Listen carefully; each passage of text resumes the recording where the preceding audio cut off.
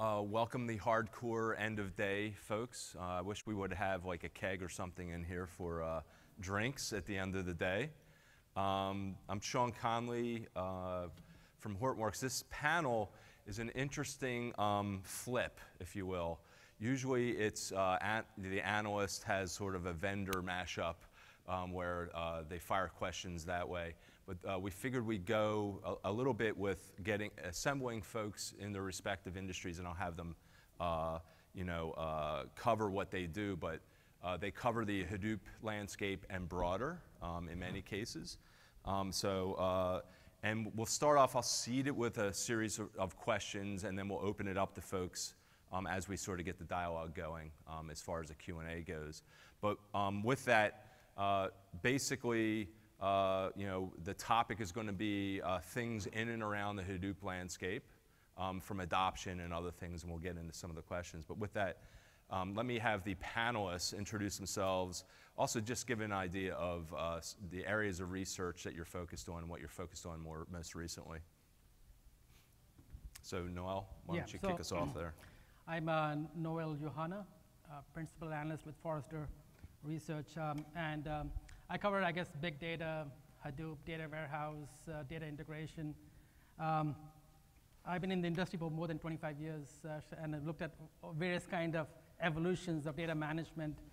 I take a lot of inquiry calls at Forrester from all of these various customers asking us about big data and Hadoop, and I think there are a couple of these every day we are getting. So I'm going to share some of these insights in our discussion. I'm Mark Madsen from Third Nature. My areas that I pay attention to are all things data. I'm actually about 50% of my time an architect and designer, so I spend a lot of my time really since about 2007 on real-time systems and kind of flexible like customer analytics type solutions that didn't fit well in the data warehouse. And so that's where I spend most of my time working on architecture. Okay. I'm Tony Baer, and I'm Principal Analyst with Ovum. We're an analyst firm that's based out of the UK, and we're basically more global in our focus in terms of our prime clientele is Europe, Middle East, Africa, Asia Pacific. My focus also, like Noel, is on data management and big data.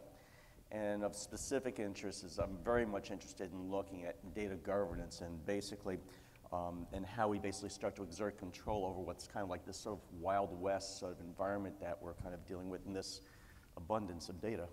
Some of the things that I'm very interested in right now is can we actually bring self-service to what had been this Wild West. So I'll just kind of leave it at that.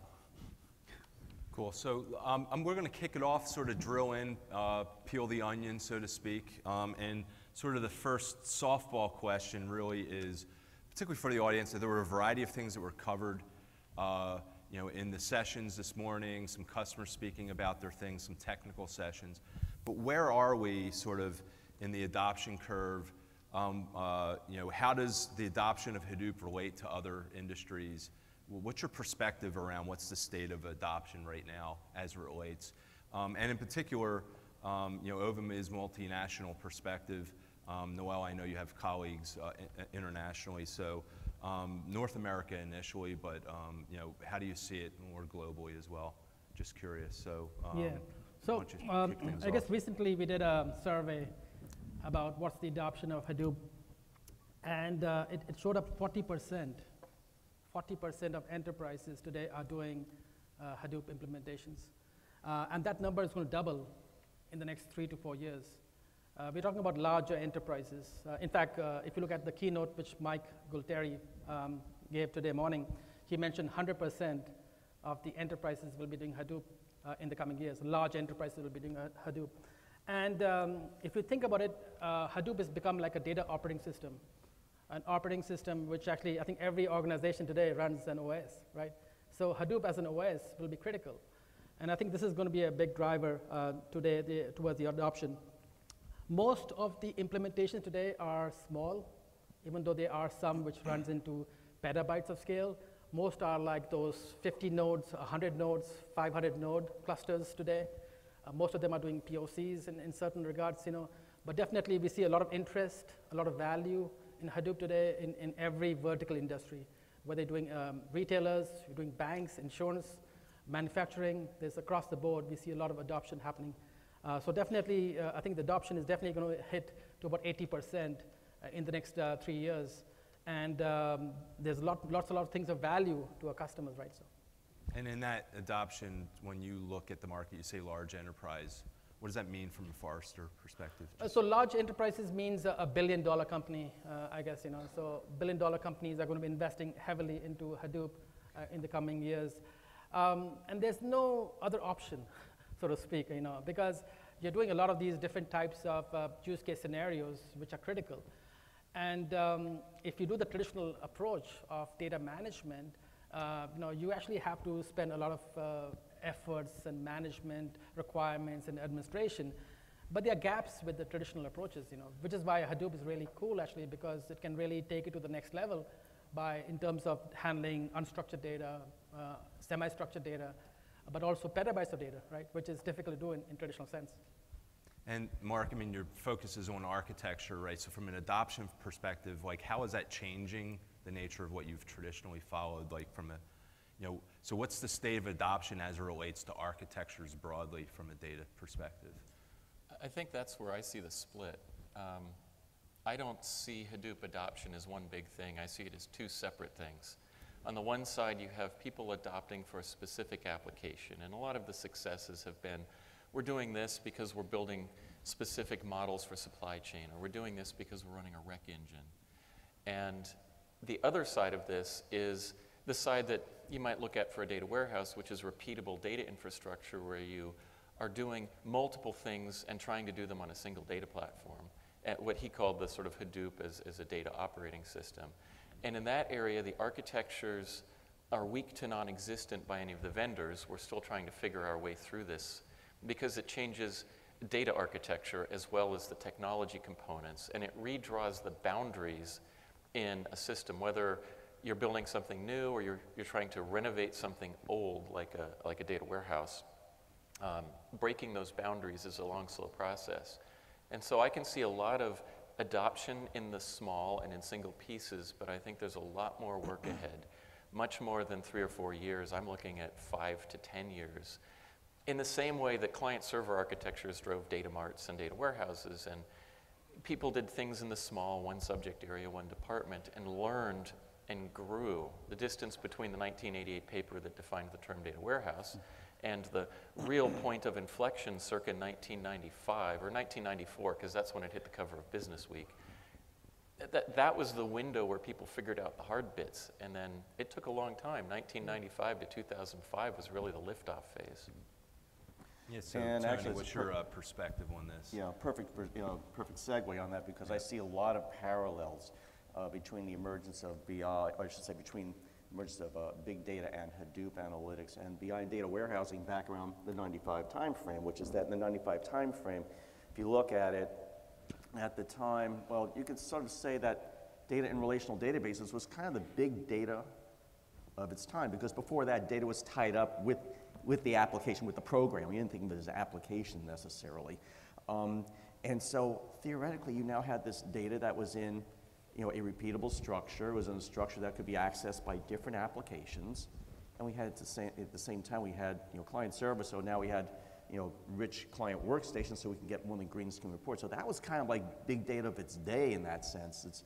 But the thing is that what I just found very interesting with the evolution of BI and big data back at that point was that initially it was like, well, there were a lot of foreign concepts, such as basically extracting and loading and moving data, and well, it was done by like scripting, and that was kind of pretty, you can imagine how successful and consistent that was.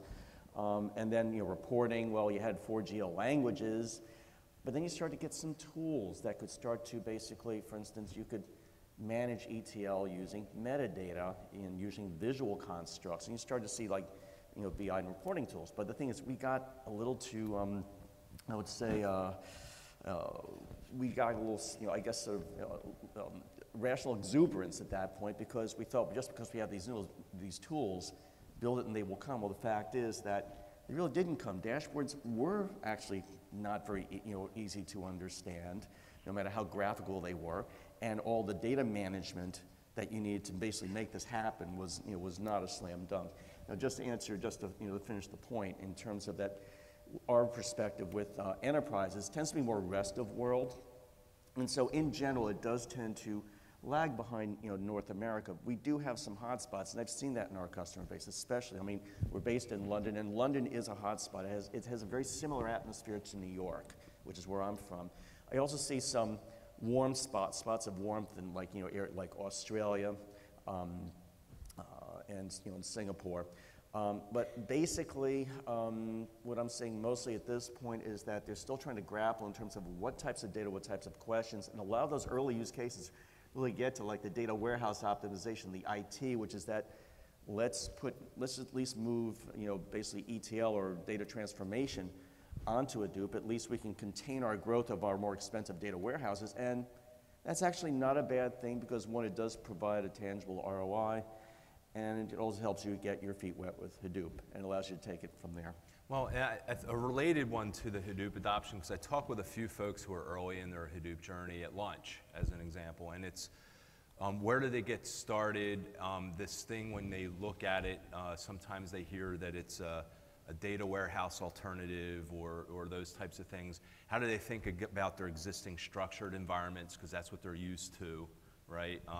And this brings a set of data, in theory, that doesn't necessarily look like that form factor, right? And so from a state of adoption that way, how are people parsing, looking at this Hadoop platform and actually bringing it in from an architecture perspective? What is it good for? What doesn't it do? That type of stuff.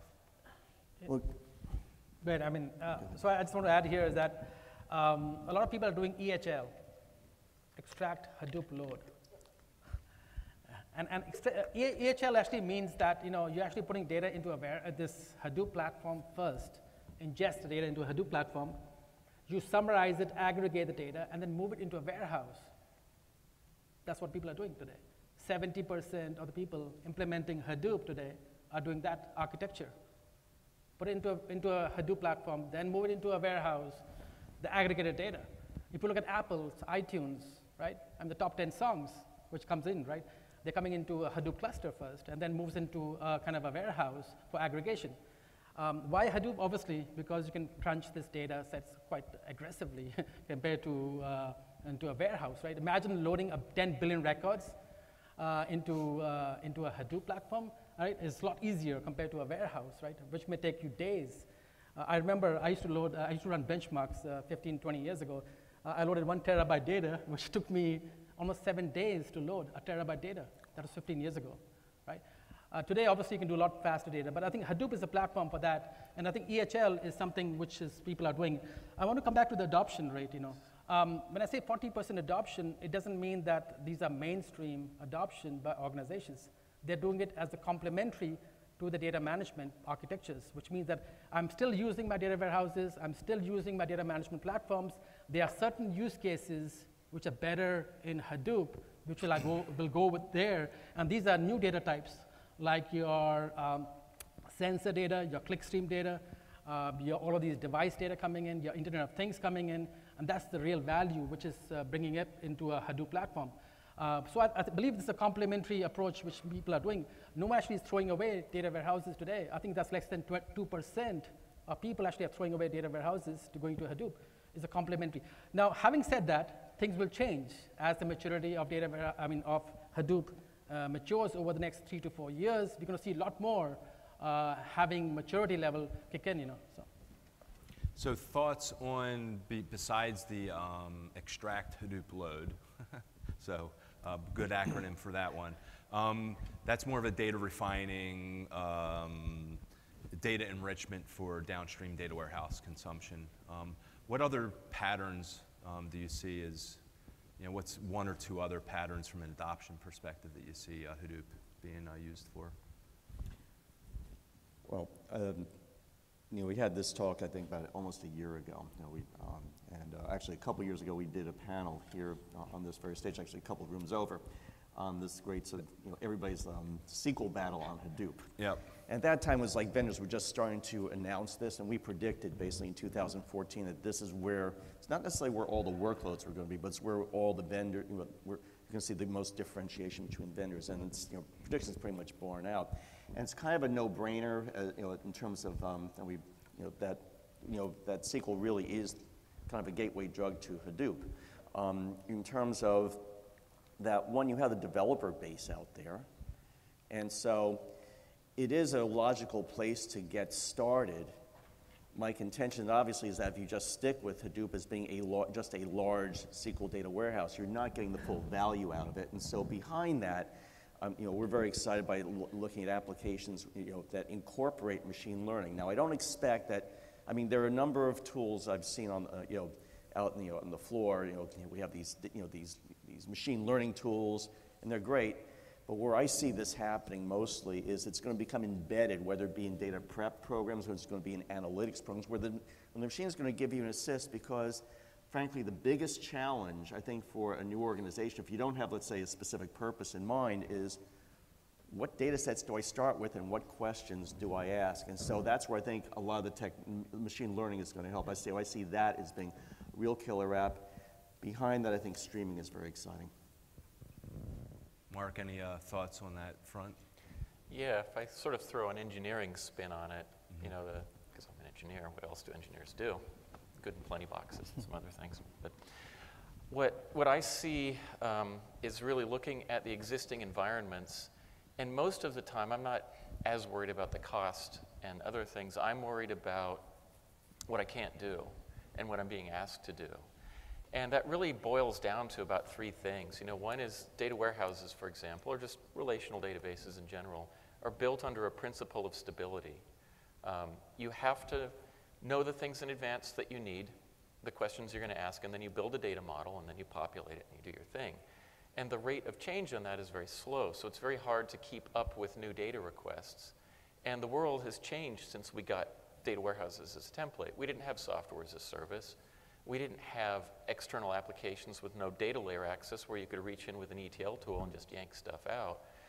It's a different world, and so globally synchronized data models that force you to hygiene 100% of your data, model everything in advance, are not amenable to a high rate of change. They're good for publishing, which is what reporting and dashboards are.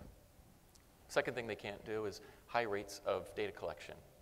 Once you start really ramping up data input, you start slowing your database down, and the whole reason we separated OLTP from data warehousing was because these are conflicting workloads, and they don't really work well together. And the other thing is combine rate of change of your input streams with a write-heavy workload versus a read-heavy workload, and you're now in a world that begins to not cooperate nicely with even a good parallel database. And then that kind of takes you to the third thing, which is that's also a different problem.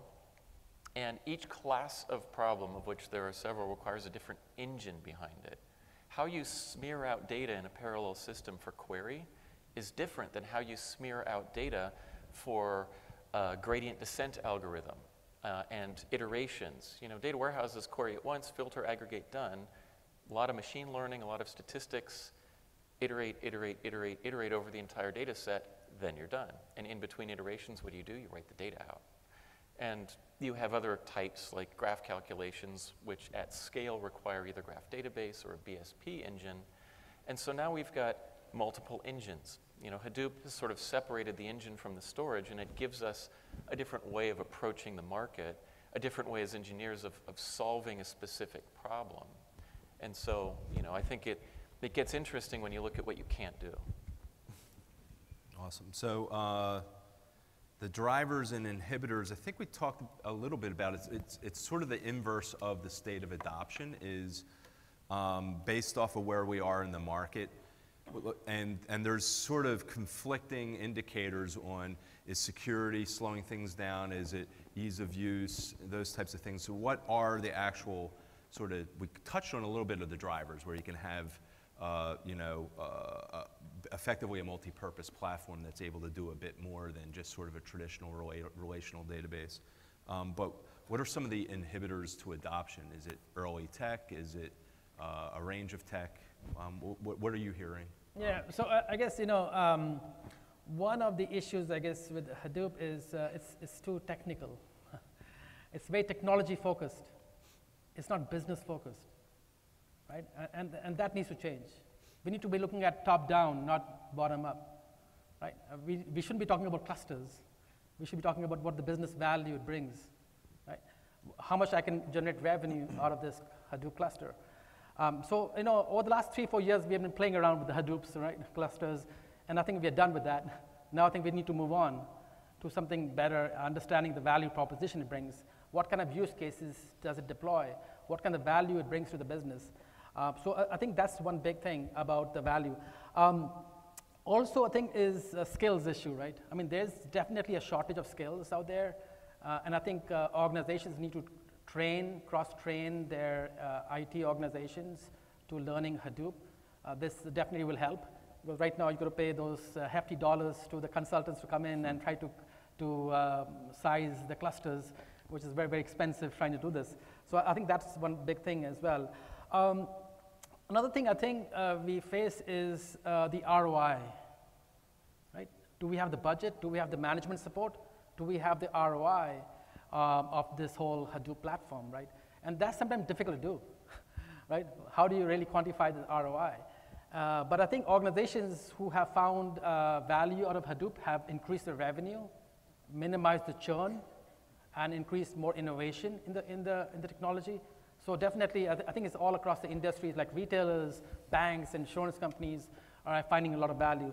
So I think you really have to understand the ROI. If you don't understand the ROI of this, you may be running into a loop and maybe not getting a value out of Hadoop. So make sure when you're doing Hadoop, make sure what's the value it brings into the business. What kind of use cases you're drawing against this as well, and get the skills definitely up and running, Yeah, I completely agree with that. I think it's not much different than it was with analytics or BI before it years ago, which is that there's, early stage market, early adopter to mainstream.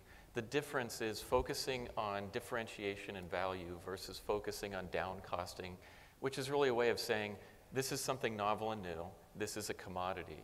And if you try to apply commodity behaviors to an emerging market or emerging market behaviors to differentiate on a commodity, you're kind of playing the wrong strategy game in IT. And I actually don't really see these things in quite the same way as barriers to adoption. Mm-hmm. What I see instead is that this is a natural state of the evolution of the market. We're building a new ecosystem. We're breaking old boundaries and changing mm-hmm. things. And I think that you have to have a value focus in order to attack that and start making up these kind of new rules of play. And so things like, it's not easy to administer, falls over periodically, and unpredictability. It takes lots of skills. These are the definition of an early adopter market. And when we did this, before, we had the same thing. I was a C programmer. I worked on Unix kernels. I had to learn SQL. It was crazy. Embedded SQL in C programs. That's how we did ETL. The Oracle or the Informix database fell over about every 3 days. We had to power cycle Unix boxes once a week. This is normal. And you shouldn't be afraid of that. It's just the state of the market. But the thing is, we've gotten really complacent in IT that everything just kind of comes off of a shelf and you install it and it works like a lawnmower. And emerging technology doesn't work that way. Well, the thing is, this is several thoughts here, and I completely agree in terms of I can sort of remember when basically the relational databases were not necessarily reliable. And of course, if you take a look, if you really rewind the tape back, past where most of us have conscious memory here, maybe a few of us do, is that relational databases were a really wild and risky bet 30 years ago. This technology is unstable. The question was, could it scale? Could it perform? The other, so one side of this is, and actually one part where I'm just actually very confident is that, in the IT space, we've always faced new challenges, and, and basically, skills, technology, tend to address a lot of the issues, and we just move the bar forward. So I'm not so worried so much about the technical skills part, because that's teachable. And actually, part of me is actually still surprised that we still have such a shortage of skills, because it reminds me of Hadoop 2015, a Java 1999. And that situation pretty much addressed itself basically as developers realized that Java, the Java programmers could command huge salaries, and so suddenly the market was flooded. It hasn't happened as fast with Hadoop as I would have expected, but that's a solvable problem. To me, on the skills side, I think what I'm more concerned about is the domain knowledge. And when I say domain knowledge, I mean, I'm trying to avoid the data scientist term, because I ultimately believe that there are 35 of them in the world, and that really it's going to be a team effort. But it's basically, it's knowledge of your industry, it's knowledge of statistics, and it's having a feel for data and a feel for what, seeing, basically, ferreting out the signal from the noise. The other part I want to add, which is basically, talking to the business side of this, which is that to that extent, it's really, that's also nothing new. This is the same type of issue we faced anytime we've had to justify a new enterprise system. I remember so many times, basically back in the ERP days, well, can you cost justify ERP? Well, heck no, but you need to do it. Your competition, if you're not doing it, your competition will probably force you to. And eventually, it's not so much whether it's Hadoop or not, but getting a handle on all this data that you never used before to get a bigger picture is not going to become a luxury, it's going to become a necessity. So again, it's very similar business issues. Yeah, and I guess what I wanted to add here is that, it takes about 4 to 6 months to build a cluster. That's an average today. So you're spending a lot of time to build this cluster, I guess, right? We just saw in the keynote, it took you 30 seconds to deploy it in the cloud. Sorry, I'm not supposed to participate. It worked in the demo. If you put it in the cloud, it's a different story. If it's on-premise, you have to buy the servers, you put the OS, you got to put the Hadoop clusters. It takes you 4 to 6 months, I guess, right? But you're right. I mean, if in the cloud, it can take seconds as well. Now, I think the more important thing is, can we really provide automation and simplification to these technologies? And obviously, the Hadoop vendors are working on this. The tool vendors are working on it to really simplify. Can I just do a couple of clicks and make a Hadoop cluster running on-premise as well, right? Those are things which we are learning as we go. But definitely, this is something which is improving. And I think skills is definitely an issue which exists today. So, yeah. Yeah, and, we talked about SQL as the gateway drug, because I know, Tony, I think you coined that. I love that phrase. I need more, man. My reaction to that is, as you guys likely know, my background, I was in the J2EE, JBoss, right? I was at Red Hat. And that's really, they were known entities that were redone in open source, but Hadoop is not that. It actually unlocks different use cases in a relational database, which is classic SQL. So besides the large population of SQL, why do we have this retranslation number one, into SQL from a multi-structured format, right? And that I know that's probably the end user skills, but is there a danger that they're looking at this thing as it's an EDW replacement because it speaks SQL? I guess is what I'm trying to tease out of this. If that makes sense. Well, put it this way, you're kind of getting to like my new and hopefully other people's new pet cause, which is basically native JSON query. If you take a look at how JSON is being quote unquote civilized right now, it's like we're flattening this and making it look relational.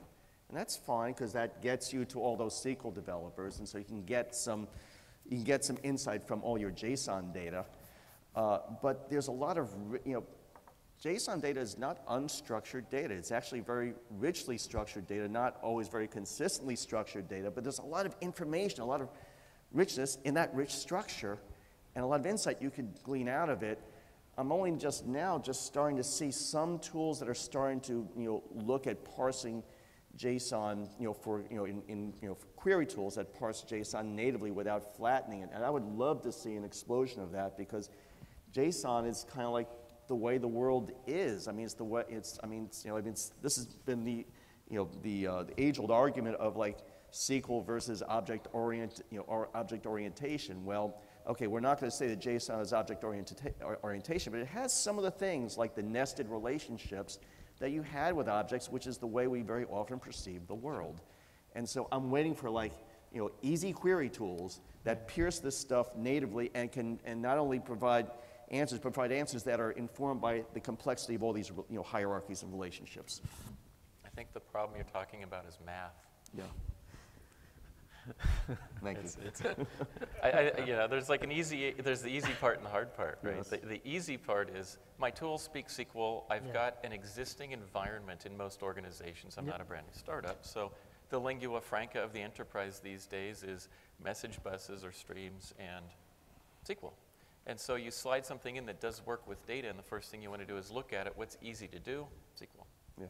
The flip side of that, though, is the more complicated side of the answer, which is the math answer, which is really the relational algebra makes it possible to have a declarative programming model. And the reason that that's important is that you then don't have to specify every single step in a program to get from point A to point B. The simple example is a 3-table join in a database. Most databases, the number of possible ways to do that is 324. And the reason for that is that you can do ABC, BAC, CBB, back to A, loop around, join it with C. You can do whatever you want. They scan differently, they index differently, and there are different join operations. You can do a hash map, you can do a merge sort. You can do these different things. Now, a programmer, if he's going to access the data, has to look at the data and say, I need to optimally program it by doing this, this, this, in these ways with these operators. One of the beauties of Spark is that it abstracts some of that and makes it easier. One of the beauties of SQL is that it abstracts that and makes it easier. It does impose constraints and limitations, and SQL has some pretty significant ones that cause us difficulty. But the flip side of that is that declarative programming models and functional programming get you a lot further down. And I think that those then can be optimized by an optimizer. And you don't have to know 324 ways to join 3 tables. You just tell it, I want to join these 3 tables, and it tries to do the best job that it can to do that. So that's sort of my answer of the 2 sides of that coin. And I guess, I want to add to the point that SQL obviously with Hadoop actually has changed the adoption in terms of the increased adoption of this. Over the last few years, Hadoop has been very closely focused for programmers and data scientists. But we are changing this whole platform for making it more available to the business users. Can the business user interact directly with Hadoop clusters? Right? And what is that change going to happen? Through SQL. SQL is definitely one dialect which all of the BI tools use today. All of the tools are very comfortable in using SQL. So I believe this is a big evolution towards that, making it more self-service platform. Because the goal of this Hadoop cluster is not only within IT, it needs to get out of IT as well to service the marketing, the sales, the finance groups as well.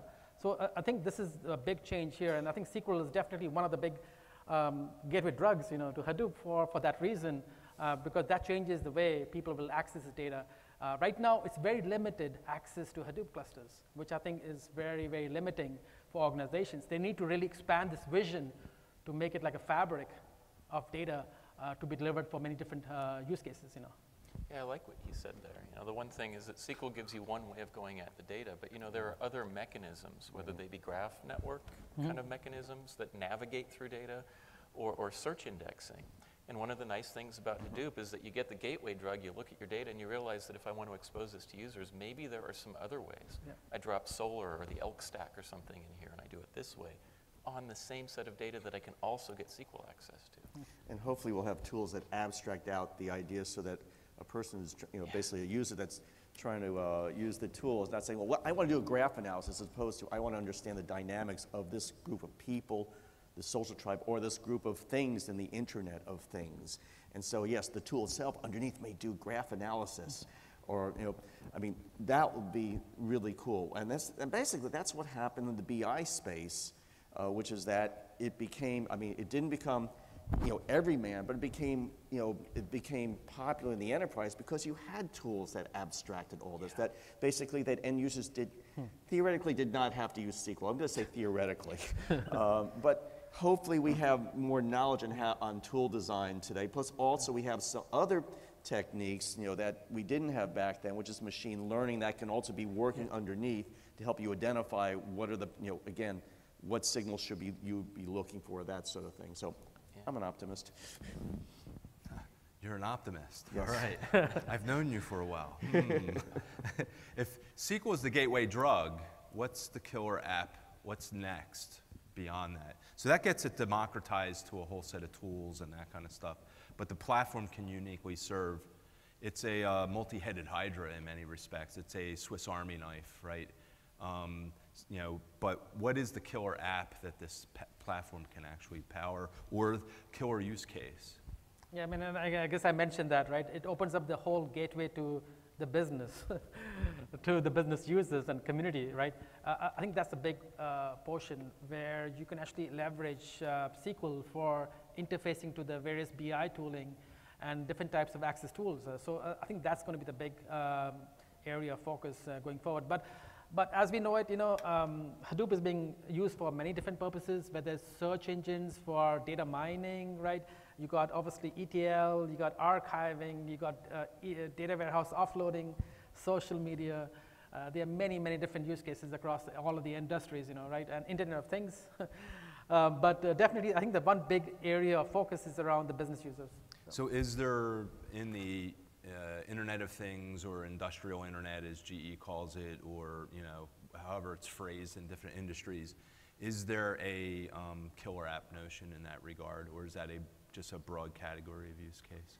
I think it's broad category, because basically things and sensor data, machine data is going to underlie, you know, basically how you basically work your Nest, you know, your Nest thermostat at home, or it could be basically how your city is regulating its water supply and managing its traffic lights and so on and so forth. So I think it's going to be one of those things that's, I wouldn't call it a killer app per se, but I think you're going to be seeing a lot more manifestations of it.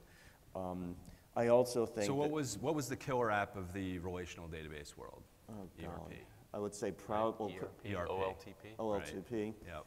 Yeah. So is there an ability to influence?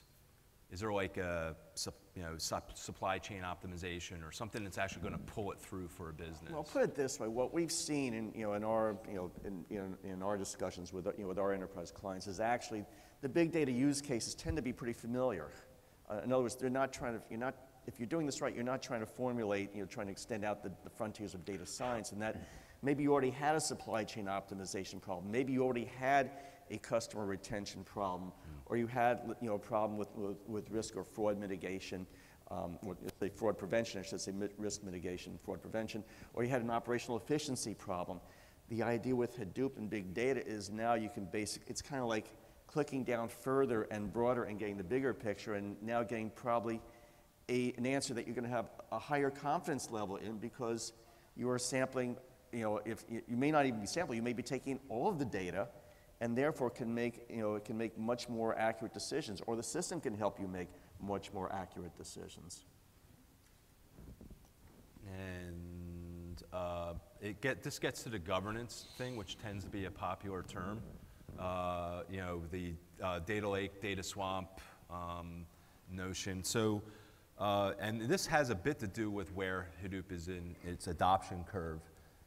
So where is governance on the radar screen? How do we anticipate that some of those management notions will apply into the Hadoop landscape, so you don't have a polluted lake, so to speak, as people like to phrase it as. So, Mark, I mean, what are your thoughts in that regard? I think that's a big data architecture question. I think we almost have to go back and look at what happened the last few times that we've been around the block. And what we had as a great answer 25 years ago was, here's a data warehouse. It's this, this, and this, and it solves these things. It was conceptual. It didn't say you have to do it in this way, with this database, with these tools, with these languages, on this kind of operating system. It abstracted the problem and said the capabilities you need are these things. And then it instantiated that in a data architecture that involved sort of a fan-in, fan-out model. It all fans into one global schema, and then it fans back out. And if we look at sort of also the answer to the prior question, these analysis problems are not, I know the data requirements in advance. They're, I think I know what data I need, but I'm not sure. Or I have to solve polynomial problems. I'm not just summing and counting. What's the correlation between A and B? And so to think about that, you have to start saying, well, how do we position data for different purposes? Collection versus management versus consumption or delivery. And begin to think about how you manage or don't manage data at different tiers. Because the old model doesn't really work anymore. We've reached its limits, I should say. It still works, but for its purpose, which is report. I talked with a DB2 DBA who was repurposed as the Hadoop guy. He talked about how he logically partitioned the Hadoop system into a raw landing zone and data sets that they procured externally, like weather data and things like that were outside the business. And then a discovery zone that was really more wrangling discovery, and there wasn't a lot of rigor there because you don't know what you're trying to be rigorous about. Yeah. And then there was the operationalizing the insights that you actually wanted to flow out into materialized views, downstream data marts, or into a data warehouse. And so how does it change the nature of how people think about managing a data lake? Because sometimes you want it to be swampy because you don't want to be too prescriptive too soon. Right. Well, we basically envision kind of like a target with concentric rings, and we're pretty much describing it.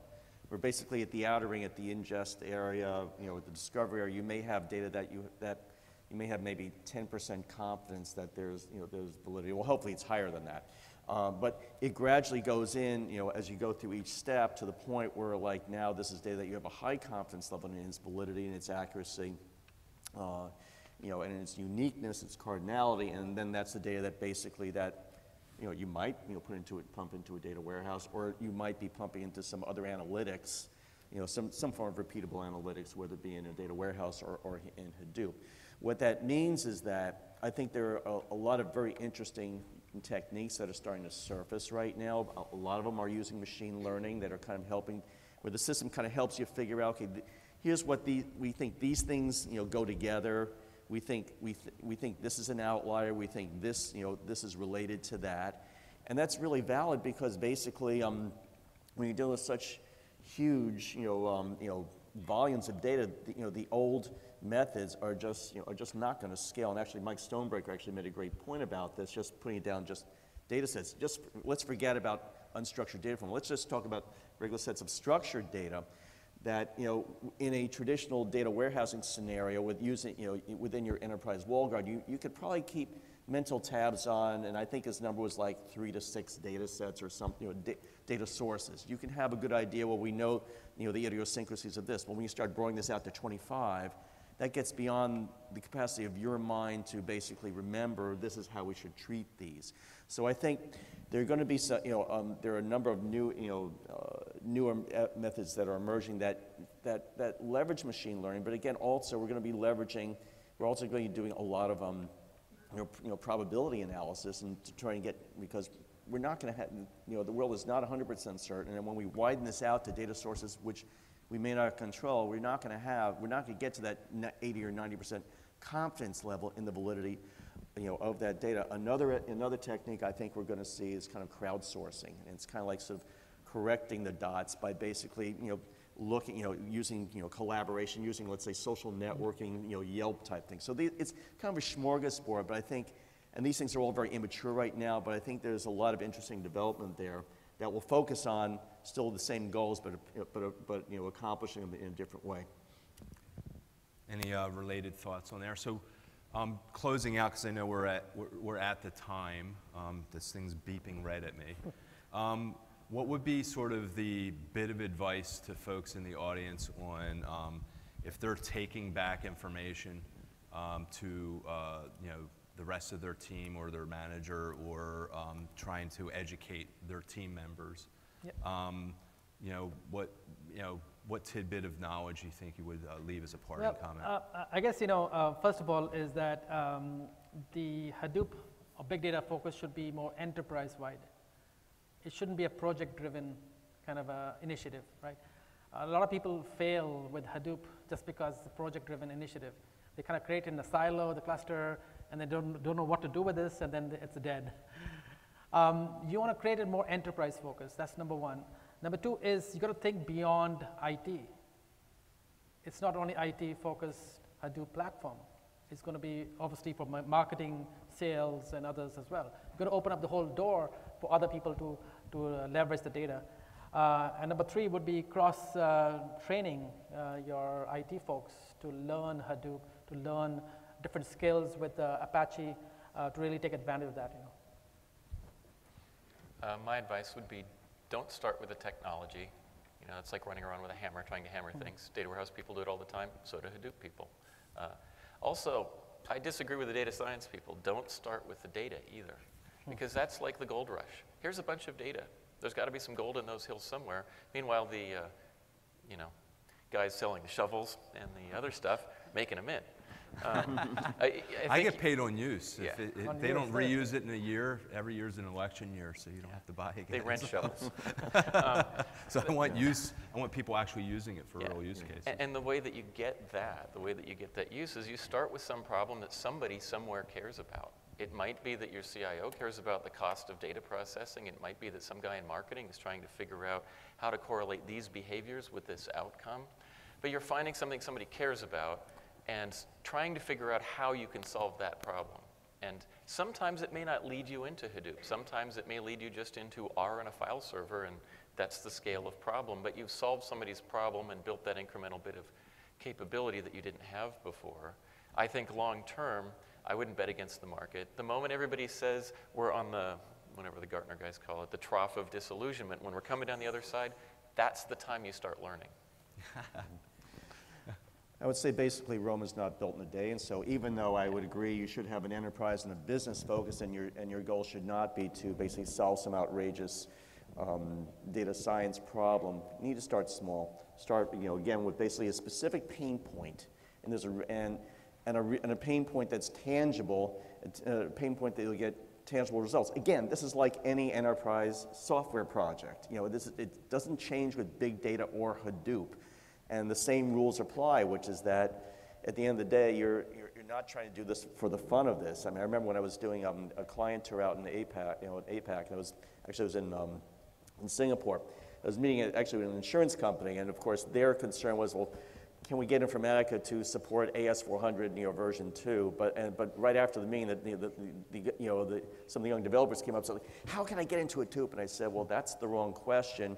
From an enterprise standpoint, I also told them if you have some local meetups, that'd actually be a cool way to get into it.